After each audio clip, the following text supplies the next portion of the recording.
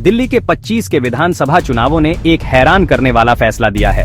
Bharatiya Janata party या BJP ने शानदार जीत हासिल करते हुए 70 सदस्यीय विधानसभा में 48 सीटें हासिल की हैं। यह नतीजा आम आदमी पार्टी के शासन का एक नाटकीय अंत दर्शाता है, जिसे भारत में वैकल्पिक राजनीति के प्रतीक के रूप में देखा जाने लगा था। अरविंद केजरीवाल के नेतृत्व वाली एएपी केवल 22 सीटें ही हासिल कर पाई, जो उसके पिछले दबदबे का एक साया है जब उसने ऐतिहासिक 62 सीटें जीती थीं। बीजेपी की जीत के पैमाने ने राजनीतिक परिदृश्य में हलचल मचा दी है। यह प्रधानमंत्री नरेंद्र मोदी और विकास और राष्ट्रीय सुरक्षा के उनके दल के संदेश की स्थायी अपील को रेखांकित करता है।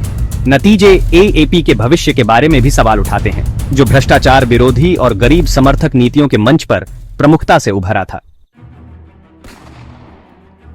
बीजेपी की सफलता का श्रेय कई कारकों को दिया जा सकता है। पार्टी ने एक बहुत ही संगठित और अच्छी तरह से वित्त पोषित अभियान चलाया।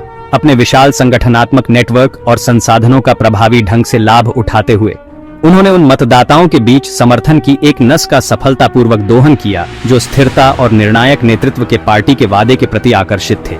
बीजेपी का संदेश खासकर मध्यम वर्ग के मतदाताओं के साथ अच्छा रहा, जो एएपी के अधिक लोक लुभावन एजेंडे की तुलना में आर्थिक विकास और सुरक्षा को प्राथमिकता देते थे। बीजेपी की जीत को सरकार में एएपी के प्रदर्शन पर जनमत संग्रह के रूप में भी देखा जा रहा है, जबकि एएपी ने कई लोकप्रिय नीतियां लागू की थीं, जिनमें मुफ्त पानी और बिजली सब्सिडी शामिल हैं। इसे प्रदूषण और यातायात की भीड़ जैसे मुद्दों से निपटने को लेकर आलोचनाओं का सामना करना पड़ा। पार्टी पर अंदरूनी कलह और आंतरिक कलह के आरोप भी लगे थे, जिससे कुछ मतदाता नाराज हो सकते हैं। एएपी की हार पार्टी के लिए एक बड़ा झटका है और इसके करिश्माई नेता अरविंद केजरीवाल पार्टी का 22 सीटों का आंकड़ा उसके 2020 के प्रदर्शन से एक बड़ी गिरावट दर्शाता है, जब उसने शानदार जीत हासिल की थी। एएपी की हार का श्रेय कई कारकों को दिया जा रहा है, जिनमें सत्ता विरोधी लहर, बीजेपी का प्रभावी अभियान और एएपी के अपने आंतरिक विभाजन शामिल हैं। एएपी की हार ने पार्टी के भीतर आत्ममंथन भी किया है। कई लोग सवाल कर रहे हैं कि क्या टकराव की राजनीति का उसका ब्रांड अपना समय पूरा कर चुका है।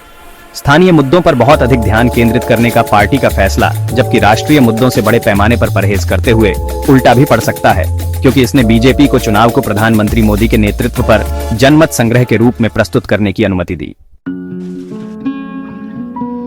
दिल्ली चुनाव परिणामों के भारतीय राजनीति के भविष्य के लिए महत्वपूर्ण निहितार्थ हैं। बीजेपी की जीत भारतीय राजनीति में प्रमुख शक्ति के रूप में उसकी स्थिति को मजबूत करती है। हालांकि जीत के कम अंतर से पता चलता है कि सत्ता पर बीजेपी का कब्जा पूर्ण नहीं है।